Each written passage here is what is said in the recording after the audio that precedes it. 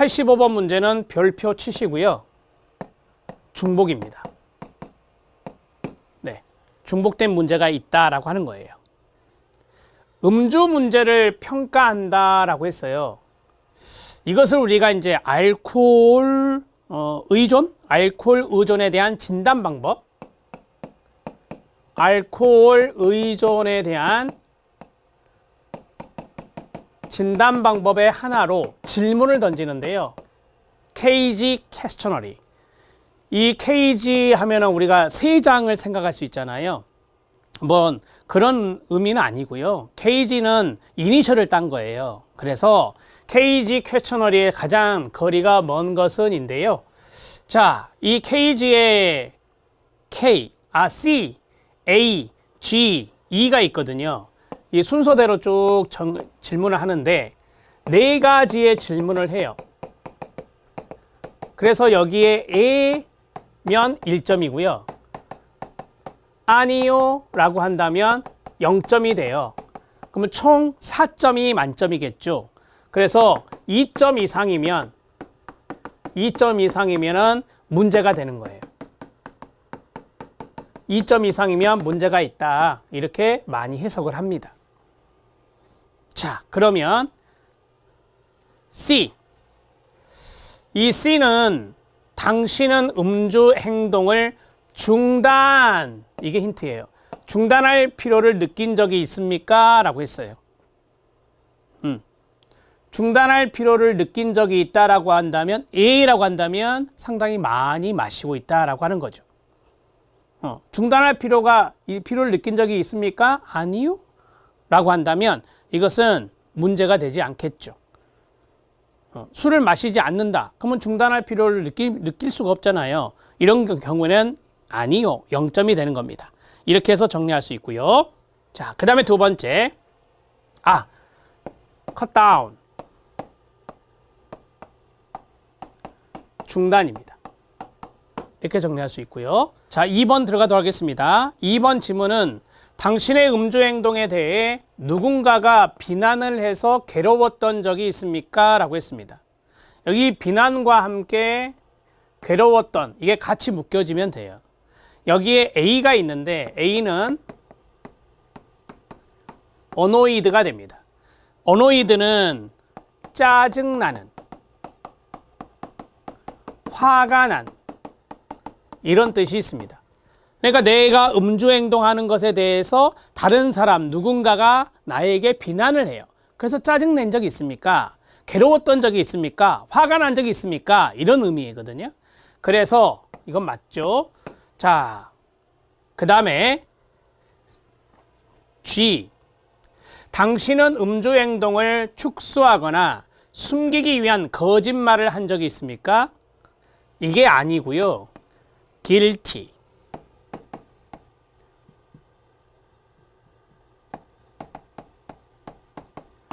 이 guilty는 바로 뭐죠? 네, 죄책감입니다. 죄책감입니다. 당신은 당신 음주의 행동으로 인해서 죄책감을 느낀 적이 있습니까? 이런 거예요. 자, 여러분 해설해 보시면 guilty에서 당신의 음주 행동에 대해서 죄책감을 느낀 적이 있습니까? 라고 하는 거죠. 이것을 물어봐야 돼요. 축소하거나 숨기기 위한 거짓말을 한 적이 있습니까가 아니라. 자, 그 다음에 마지막 해장술이 나왔는데요. 당신은 해장술의 필요성을 느낀 적이 있습니까? 라고 했어요. 우리가 해장술을 언제 먹어요? 아침에. 그래서 여러분 해설해 보면은 당신이 눈 뜨자마자, 이게 바로 eye opened예요. 거기 보면 eye opener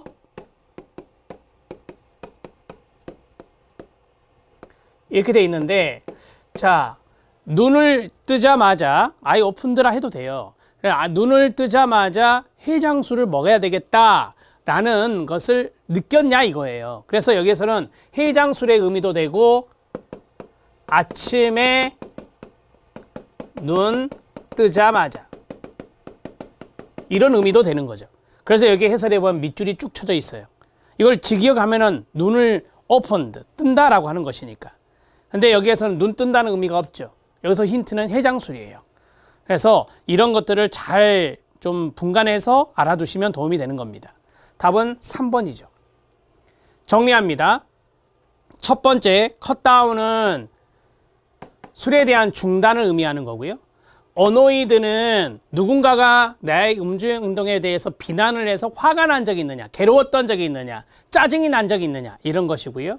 당신의 음주 행동에 대해서 죄책감을 느낀 적이 있느냐, guilty. 그 다음에 I open, I opened. 이것은 해장술, 눈 뜨자마자 해장술을 먹어야 되겠다라고 하는 그러한 것들을 필요성을 느낀 적이 있느냐. 이게 바로 알코올 의존 진단 방법, 음주 문제를 평가하는 바로 케이지 퀘스처널입니다. 자, 정리가 됐죠? 답은 3번이 되겠습니다. 이것도 문제가 그대로 중복되어서 나왔으니까 기억해 놓으세요. 자, 이제 86번 문제 들어가도록 하겠습니다. 86번 문제는 정신상태 검사입니다. 정신, 멘탈 상태, 스테터스, 그 다음에 examination, MSE라고 하죠. 자, 정신상태 검사에서 환자가 자신의 사고를 조절할 수 있다고 생각하는지를 평가할 수 있는 질문은 뭐냐라고 하는 건데요. 우리가 이제 정신상태 검사가 일반적으로 11가지 항목을 본다라고 해요. 11가지 항목을 본다. 이거는 제가 좀 적어 드릴 테니까 한번 써보시기 바랍니다. 첫 번째, 외관을 평가하는 것입니다. 슬래시로 할게요. 자, 두 번째는 태도. 세 번째는 행동. 네 번째는 기분. 정서를 정동이라고도 합니다. 정동. 그 다음에 스피치, 말하기. 언어적인 부분이 되겠죠. 그 다음에 사고적인 측면에서 사고 진행, 사고 흐름이라고도 하죠. 그 다음에 사고 내용. 이 사고 내용에 이제 망상이 나와요. 신체 망상, 피해 망상, 과대 망상, 관계 망상, 이런 망상들이 들어갑니다. 자, 그리고 지각, 그리고 인지, 병식, 그 다음에 종합평가라고 합니다. 하나, 둘, 셋, 넷, 다섯, 여섯, 일곱, 여덟, 아홉, 열, 열하나. 그래서 11가지를 우리가 일반적으로 본다라고 하거든요. 그러면 여기에서 자신의 사고를 조절할 수 있다고 생각하는지를 평가할 수 있는 질문이라고 했거든요. 이것과 연관성이 있는 것이 바로 이 대목, 사고 내용과 연관성이 있다라고 합니다. 사고 내용. 자, 그러면 1번 볼게요. 실제가 아니라고 의심이 가는 어떤 것을 듣거나 환청, 본 적이 있는가? 환시. 이게 환각과 연관성이 있죠. 왜? 실제가 아니라고 의심이 가는 거니까.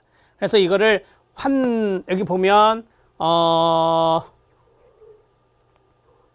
여기 부분에서 어디 부분이냐면 지각의 상태, 여기거든요. 지각의 상태와 연관성이 있어요. 이게 바로 착각과 환각이 여기에 들어가요. 그래서 여기에 착각과 환각이 들어가기 때문에 여기는 지각과 연관성이 있구나, 이렇게 정리를 하시면 돼요. 사고가 아닙니다. 자, 그 다음에 당신의 집 마당에 외계인이 산다고 생각한 이유는 무엇입니까? 라고 했어요. 이것은 일종의 질문을 했는데 우리 집 마당에 외계인이 살고 있어요 라고 하는 거와 같고, 그러면 당신의 집 마당에 외계인이 산다고 생각한 이유는 무엇입니까? 라고 하는 거잖아요. 이게 바로 질문에 대한